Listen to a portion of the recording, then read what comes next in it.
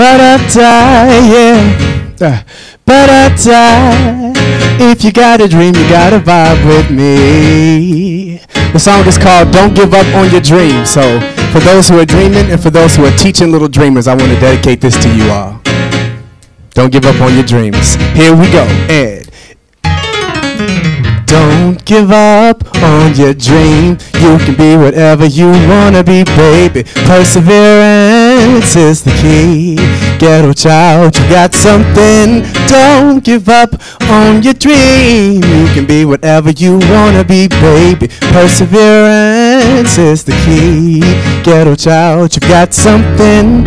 You've got skills like nobody's business. Ain't got no money trying to make ends meet you. What God has given you, nobody can take it.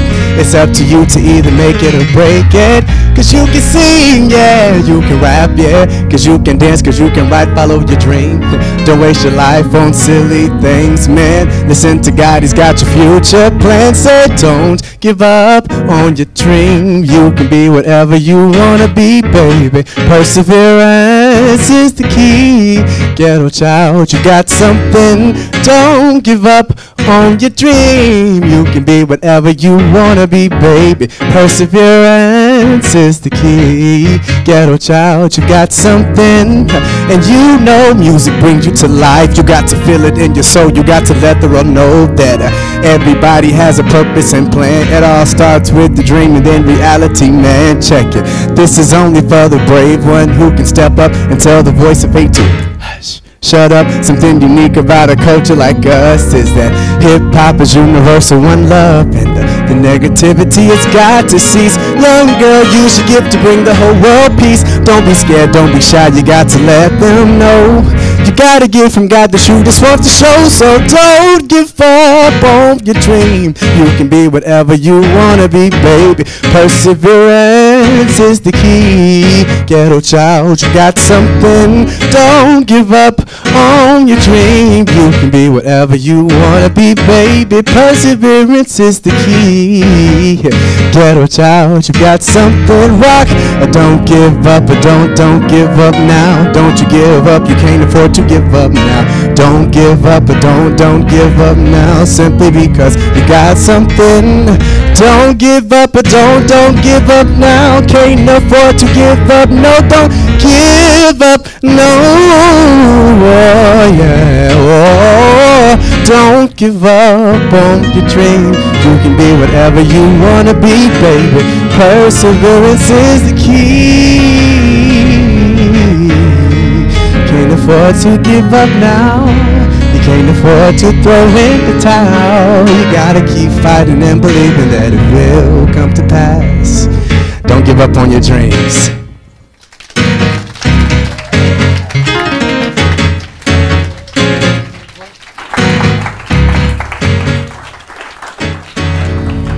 Awesome. I just was on Twitter again.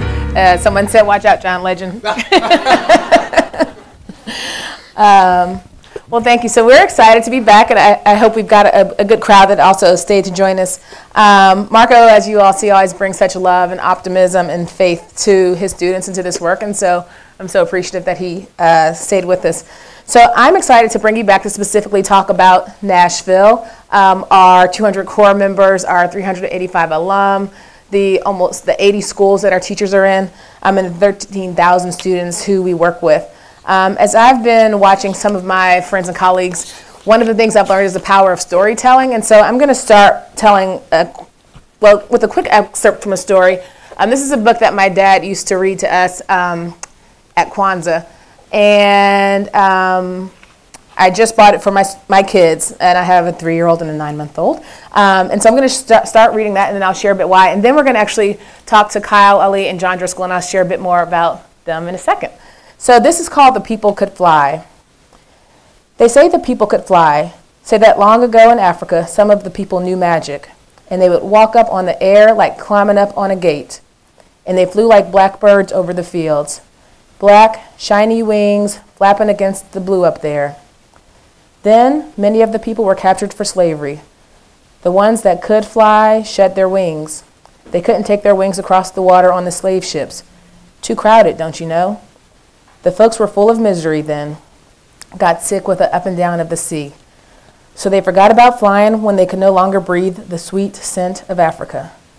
Say the people who could fly kept their power, although they shed their wings. They kept their secret magic in the land of slavery. They looked the same as the other people from Africa who had been coming over, who had dark skin. So you couldn't tell anymore one who could fly from one who couldn't. And when I think about our students, I think about our students as all people who can fly. And over time, and Elisa talked a little bit about this, we've created an education system where often our students forget about flying and that we as adults don't see their wings. So I wanted to spend some time learning about what we're aspiring to here in Nashville and our hopes to create an educational space where our students can fly. Our city has 80,000 students. Teach for America has teachers at 80 schools, and we have an important role to play in moving the educational opportunities students have to be ones that enable them to fly, ones that help them have a seat at the table in the future or create a new table when needed. So our vision said in a different way is that students in Nashville will have the educational opportunities in schools that enable them to fly.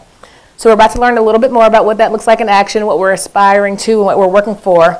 And so quickly before we do, I want to share some love with a tremendously loving, hardworking staff here in Nashville who have faith in the students and families in our community, in their core members, and our alumni, and educational partners and supporters, and in each other. So we're going to hear a few of them next. And so I'm going to transition now to our conversation with Kyle Lee. So next to me we have Kyle Lee, who was, what year were you in Baltimore?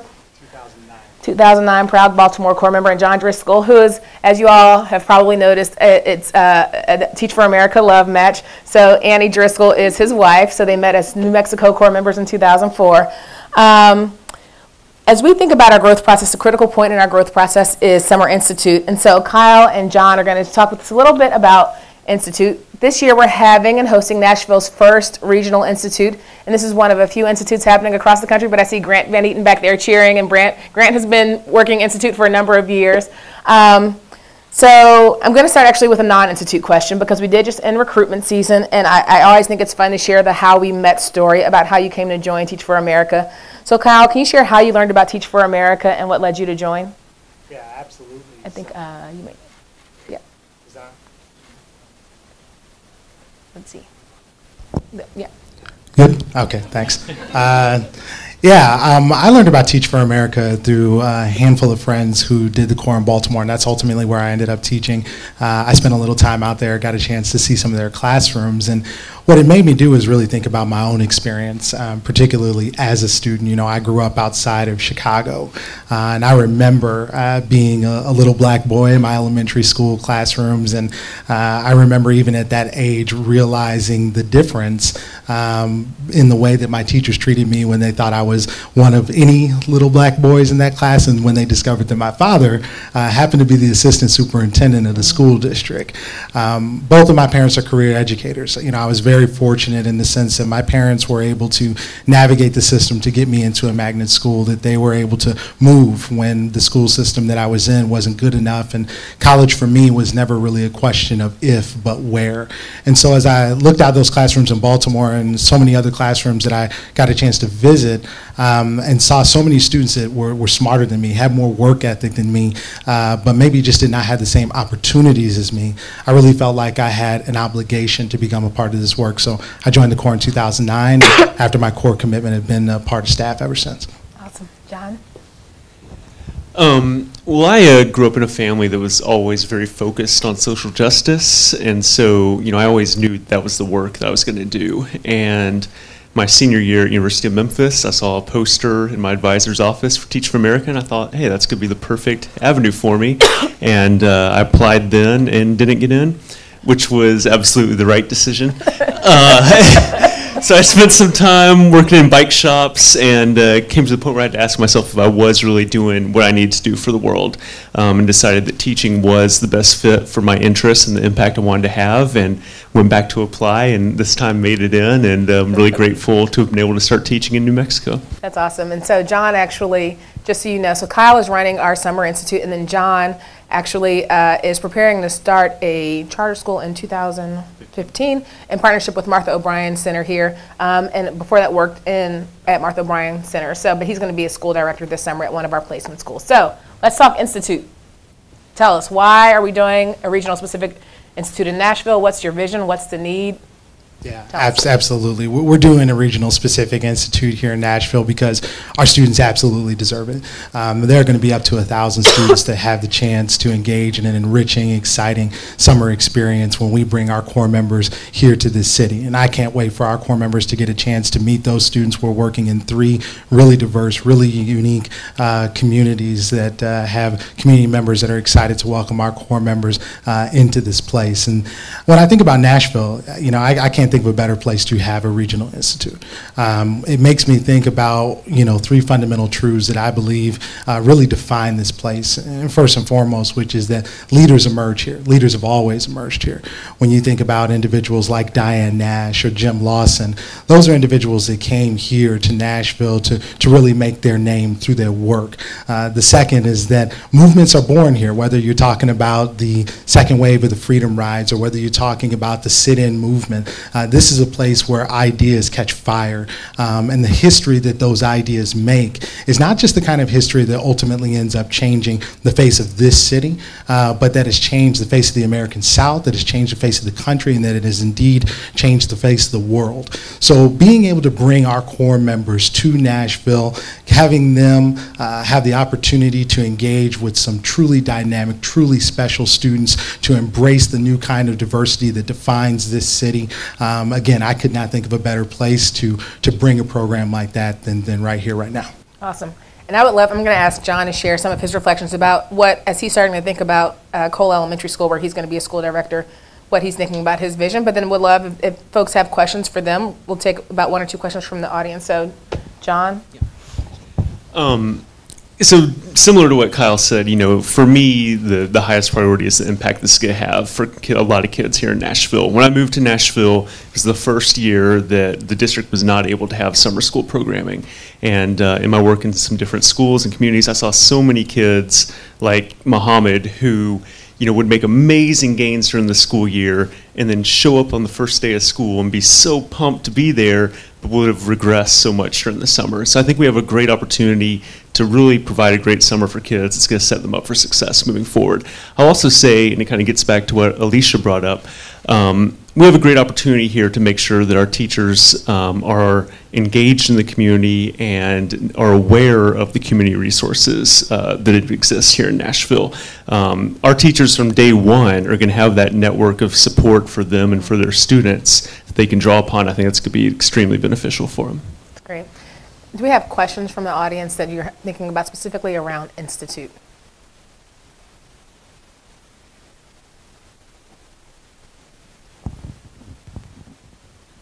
I've lived and worked in the Nashville community for the past 4 years of my college career, and I know there are a lot of students, like particularly in the Edge Hill community, that are interested in like having a summer program, and the program that I was working with there had recently been cut. So I wanted to know, like, what opportunities do students who want to participate in summer programs have to like be a part of what Teach for America is offering during Institute?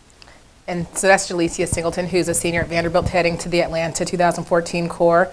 Leah, you should connect with Jalecia. Leah Sagerman, actually, and there are a couple of others who teach students from Edge Hill. But I think the question also is, like, who can go to this institute, and thoughts about that? Yeah, absolutely. So the 3 school sites that we're working with this summer, our elementary academy is going to be at Cole Elementary School, our STEM academy is going to be at Glencliff, and our humanities academy is going to be at McGavick High School. We selected these school sites by looking at where we felt like we could really bring a unique value add with the content focus, and we also selected these school sites trying to identify communities that best represented that broader Nashville community so that our core members members could get an authentic experience. With the student recruitment process, we are going to start by focusing on the communities that we are in.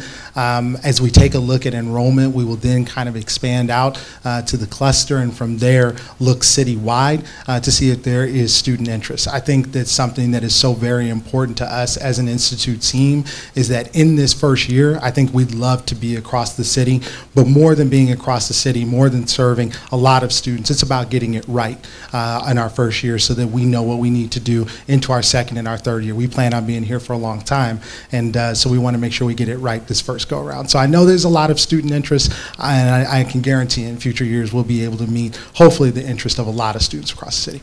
And one of my hopes also is that is that both will be able to share more, but I think as people have a model for what's possible through summer learning, that hopefully our city and state decides to reinvest in summer learning, which has really disappeared not just from our city but from our state as well. So thank you both. We know it's what day is it? Tuesday. We know it's a Tuesday night. So I'm really excited to welcome the next group. So thank you both to Kyle and John.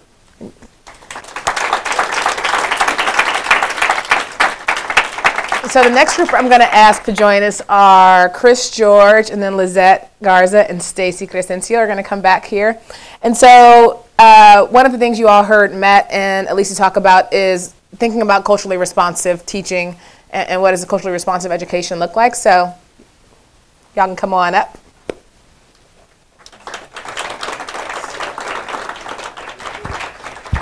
Yeah, whatever. All right, so Chris George to my left is a manager of teacher leadership development.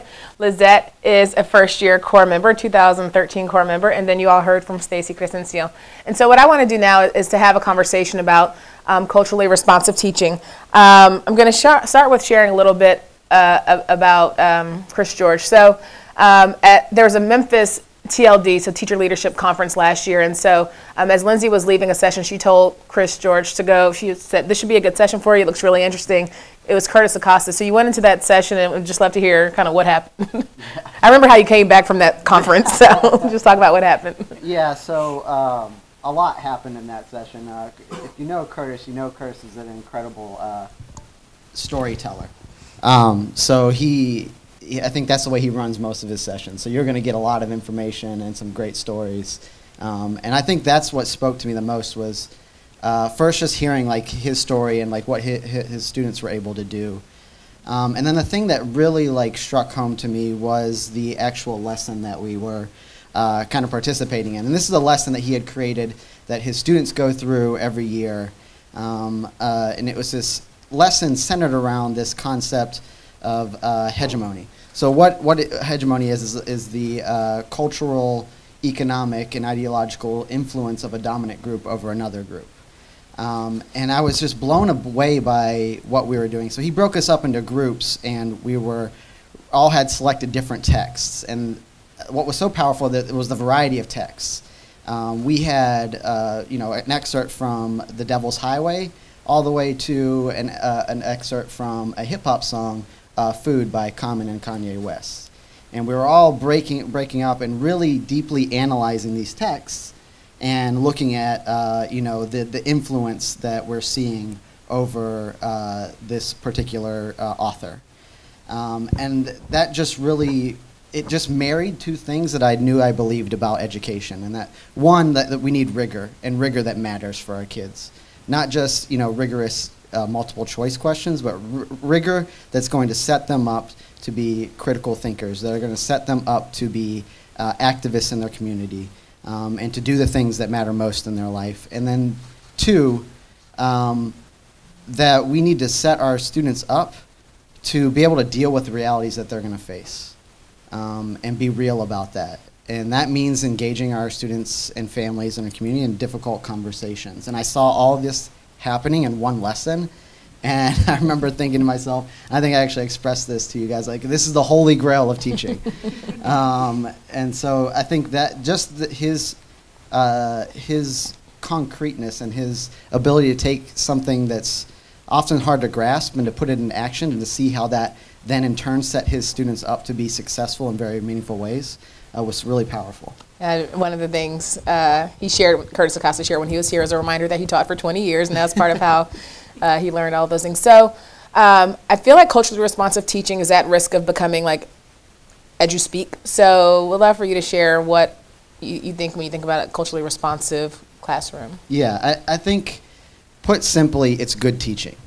I mean, that's what it is. It's just good teaching. And if you look historically at schools that have been successful, they're schools that are culturally responsive, and they just happen to be culturally responsive to white middle class students and families.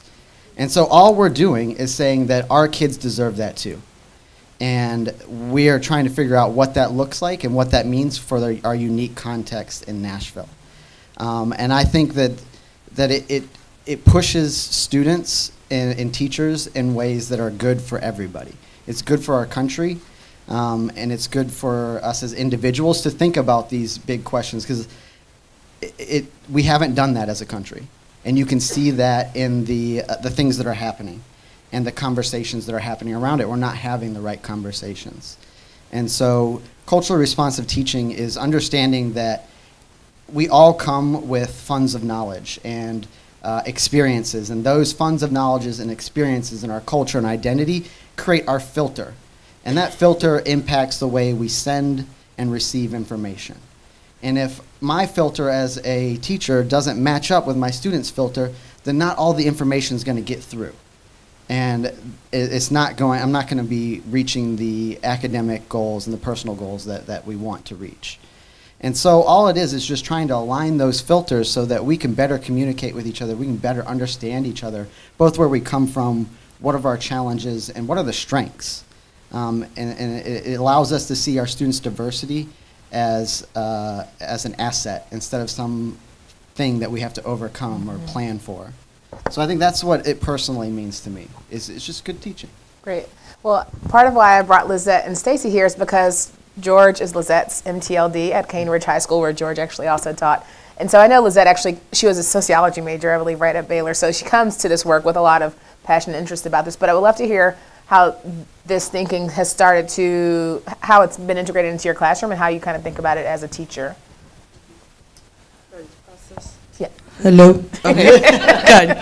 Okay. I think it's kind of been like a reflection along with George, and he's an amazing MTLD, and I just want to shout him out right here, because it has been a lot of a reflection, but realizing for me that I want my classroom to represent the values of my students, not only the values, but their strengths and their culture. And it's something that, as being a sociology major, I was always aware of race and culture and gender and all these different things, but I never knew how I was going to apply it to my classroom. It was just things that I knew, things that were wrong, and injustices that were going on. So I think a conversation that me and him had in the beginning of like my second semester was that there was this disconnect with how students felt when they were at home and who they were at home and when they went into a classroom, and what the values that the school had been trying to teach them. So as George said, like, our school system has been set up to teach culturally responsive to, white stream America. So those are the values that we're teaching our children. And sometimes, the values of a collective family, or knowing more than one language and representing your culture and the way you speak or the way you act, doesn't align with what you're teaching in your classroom. Not because you made it that way, but because as a system, that's how education has been. So I think that was something that I realized. During my first semester, so me and George had been talking about, it wasn't great. This is my first year. It was like survival 101. So that was school. And I knew I had to like make my content rigorous and challenging, and I knew I wanted all those things. And George would be like, yeah, we're getting there. And I was always like, okay, well, we're getting there, but like, it's like, I'm trying to survive here. And I would plan my instruction to behavioral manage my children. So I was scared. I just want them to learn. I want them to meet this challenge, but I also want to be able to control my classroom, because this is what I need to do right now. So that was my first semester, and then I knew, like, I went away for, not semester, like summer. No. Winter. I don't even know when I went away. Obviously, I went away deep. But I came back and I was talking to George and I was saying, like, during my second semester, like, I need to do something different. Like, something is missing. I don't know what it is, but something is missing. And he's like, I'll be right back. And he like leaves and we're actually meeting over there and he brings back these 2 books. And he's like, well, let's talk about culturally responsive teaching. And he's just like, let me just tell you about this like thing that I've been learning and like these books. And like, he gets really passionate. He's like, this pedagogy. I had never heard the word pedagogy before. So I was like, oh yeah, so good. I was like, okay, let's learn. I was like, so tell me how this is gonna change my class. And we had this conversation about culturally responsive teaching. Then I went back and I did some reflecting and I was like, you know what was missing that first semester? Not only was it that I had fear and that I was scared to like let go, it was that I didn't know how to push my students beyond maybe being invested in me as a teacher, but being invested in their education. And what was missing was being a culturally responsive teacher. So then I knew that what I needed to do was not only start these conversations about really important issues like race, gender, the achievement gap, inequity, injustice, and all these things. Okay, we could have those conversations, but then what? And that's something that I think George pushed me to think like, great, but then what? And it was this idea that I needed to empower my students to not only know about these issues and care like at a fundamental level about them, but then to feel empowered enough to, through action, change these things. So for me, that's what culturally responsive is. It's empowering your students to bring about change through action. And I want to hear, Stacey, I'd love to hear then from you as a student kind of on the receiving end of all of that. What does it feel like? How, does it feel different as a student to, you heard what, Ms. Garza just talked about. Does it feel different to you? That's one question. And the other question I'm thinking of is I've been in Lizette's classroom and I know how incredibly diverse it is. And one of the things that I often think about with culturally responsive teaching is like in a classroom and in a community as diverse as Nashville, you actually have like 4 or 5 different cultures represented in a classroom. So love to get back to you with that question. But Stacey, what does it feel like as a student in Ms. Garza's classroom? And I actually heard a little bit of it in your speech, which was actually the idea of seeing everything that you have as an asset. So anyway, go ahead. Okay. Well, Ms. Garza has incorporated culturally responsive teaching in our class. She's done a few things. She's first encouraged us to build a panel. So we built a panel in our own classroom, and we invited a lot of community leaders to come with us, and we made our own invitation cards. We made brochures. We created a PowerPoint presentation, and we also made our own questions. So we would decide what questions we wanted to ask those community leaders. And basically there were those burning questions we had about education. So we got to do that with Ms. Garza's class. And I remember you went and we got to ask her a few questions, and as well as other community leaders. And they answered. So that was very empowering. And another thing she also did is she encourages us to tell her what it is that our class needs to learn more about. So she allows us to say, hey, Ms. Garza, you need to start teaching more of this. You need to start teaching more about music or about those Hispanic and African American authors and leaders that are out there, but we don't know about. So she does that, and she gives us freedom. She gives us the freedom to tell her what it is that we want to learn. So she doesn't just teach and go on about subjects that we don't really care about, but she makes it engaging. So those are only a few of the things that she does to culturally teach. We'll come up with a new word. And so she also encourages us to become civically engaged. So those are only a few of the things that she's done so far as a teacher. So yeah. Yeah, that's helpful. And so to the other question, and that's going to lead me to one more question for you, and then we're going to go to the audience. So yes, your classroom is incredibly diverse. I saw at least 5 different cultures represented in the classroom I was in. How do you think about what that means? Okay, so when I started teaching and kind of starting with the culturally responsive, I'm also privileged enough to teach sociology. So I know a lot of teachers in here are like, well, how am I gonna apply all these things that we use in my classroom? I teach math, I teach something else. I teach social studies. So talking about race, talking about these issues, I can bring them into my content very easily.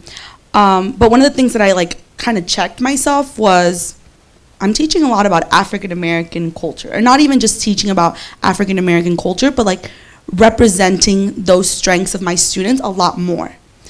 And it was during when Curtis Acosta was here that he was so proud of not only his culture, but representing that we have to it's not about learning about just simply the culture, but the values. So like the values, like not just saying like, oh, let's teach about Hispanic Heritage Month. Let's teach about what it means to be Hispanic. No. Let's go into a deeper conversation about what do you value, like what are some of these strengths you're bringing in. But I realized that that's what it was. It was mostly for me, it was about African American students represented in my classroom. But that's only about 40% of my student population. So then I had to have this like really honest conversation with my students, and I told them, I just realized that I, as a Hispanic, actually do not know a lot about my culture. I like went to this really deep thinking and told them that I've only read 2 books by a Hispanic author. And I've read maybe around 20 books by African American authors and all these things. And I asked them, I was like, why do you think that's the case? And they were like, oh, well, maybe like in your school you weren't taught that, all these different things. I was like, exactly.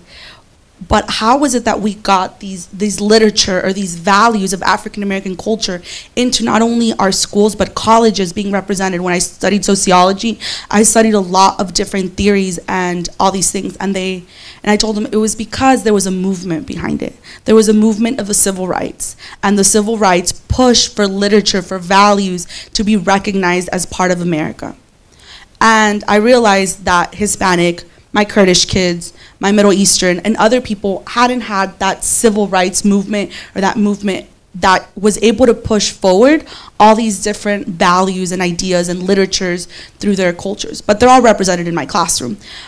So I had that conversation, and I was really honest, and that was one of the first times that I had told anybody that. I mean, you know, to confess to your students that you know less about your culture and what you value is like, some of my student was like, you're not real. He like straight up told me that. So it was like hard for me, but I realized, I told them I don't have all the answers on how to be culturally responsive to all of you in this classroom, because I have Kurdish kids, Hispanic kids, African American, and all these other different immigrants. Plus, I also have a white population, which I know we're trying to work on a different word to use for that. But, you know, just all these different cultures represented. And how am I going to like break myself up to teach all these? I can't. So one of my students was like, well, Ms. Garza, what if we start sending you like articles or things about our culture and our values? And I was like, they're not going to do it, right? They did it. Like the next day, I had like emails from all my kids being like, Ms. Garza, you have to check out this video and make it as our do now. It's so awesome. It's about my culture. I had kids telling me like, Ms. Garza, like not only did that happen during the Holocaust, it happened, that's the reason that I'm here. Like their family was from Kurdistan. Did I say it right? Yes, hopefully. They're always correcting me. But saying that like, you know, my family was in refugee camps. Did you know that? Like, I have value to bring into this classroom. So I think working with them and being super honest about not knowing almost, if I don't know enough about my culture, how am I going to know enough about your own culture? That's awesome. And it also makes me think about just the vulnerability that we have to have as teachers about what we do know, what we don't know, who we are, what we struggle with. And that sounds like such an important part. And part of what you said got to my last question for you, George, and then hopefully someone in the audience has a question. But Lizette said she teaches sociology and history. You are a history teacher. I taught middle school math. We've got elementary school teachers. What does this look like in other contents and other grades? Yeah, I think that's the big question that everybody wants answered, and I think that's part of the reason why we started the a culturally responsive teaching fellowship here in Nashville, which is a group of about 25 teachers across Nashville. We've opened it up to everybody, so we've got non-TFA teachers, we've got TFA teachers, we've got a couple alumni, and we have some business folks in there. And that's the idea, is that getting together, learning about the theory behind cultural responsiveness, and then trying to figure out, like, what does this look like across all content, all grade levels. And some of the things that we have learned out of this experience is cultural responsiveness, it runs the whole spectrum.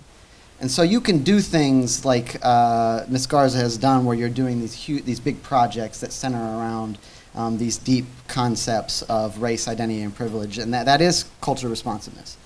But it's also the small things. It's also understanding, like, what are the relationships like in families, and how can I then replicate that in the classroom, and so that my classroom structures mirror the experiences and the values of my students. And so it is all those things together. And it's really about, I can't give you like a set answer to say this is what it looks like in a math classroom, because that's not what cultural responsiveness is. We don't teach math. I think Curtis said this to us. We don't teach math. We teach students. Until we think of it that way, it's going to be hard for us to make progress. We teach students. And so you have to think about who are the students who are sitting in front of you, and how can I be responsive to them given the structures and the limitations that you do have. I'm not going to say that there aren't limitations. There are. But just because you don't have the answer yet doesn't mean that you can't go about finding it out with your kids. And I think that's what I'm most proud of in Ms. Garza's classroom, is that her honesty and she trusts her students, and her students trust her as well. And that's what it's going to take. It's going to take honest conversations with students and families and saying, this is what I'm trying to do. I'm not very good at it yet, but this is what I'm trying to do, and I would like your help in figuring out how to do that. Ask your parents. Ask your community. I encourage people to go out and do home visits, and home visits from a different perspective, not to come into a home and tell the family what's going on, but to go into the home and learn from the family. How did you end up here? What was school like for you? And how do you incorporate those things into the classroom? So I would say, generally speaking, that's the approach that we have kind of taken as a fellowship, and we're going to be engaging in that as we move along, where we're all going to be creating a unit on gentrification, which is a big issue here in Nashville. And we'll be sharing our reflections, our materials, in a culturally responsive wiki space that we'll be building as well. And we just want to encourage you guys to be on the lookout for that at the end of the year as a means to help you guys start answering that question of, like, what does this look like in my content? As I think about other regions who might be out there watching also, I think the same vulnerability piece and honesty piece that was true for Lizette is true for George. I remember George came back from that conference and he was kind of mad at us, like, what are we doing in our region about culturally responsive teaching? And why isn't it in everybody? And I was like, I don't know, like, what are we going to do?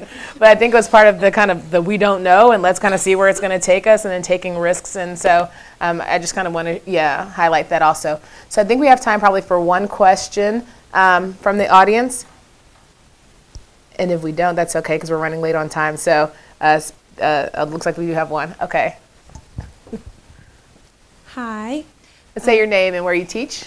My name is Desiree Ankar. I teach kindergarten at Cane Ridge Elementary.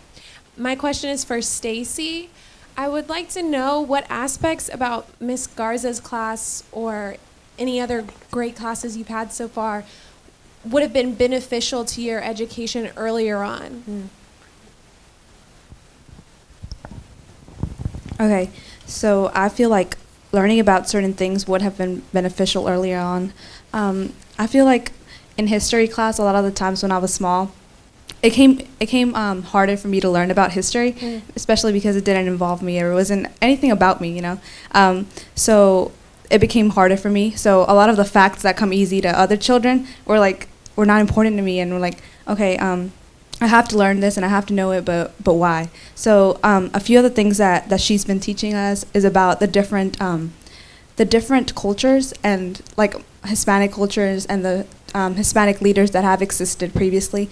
A lot of the African American leaders. So she's taught a lot of that, a lot about them. And I feel like those are the certain things that would have been very, very helpful to me earlier on. I would have been more like motivated earlier on to, I would have seen, like, I would have been able to have people to look up to.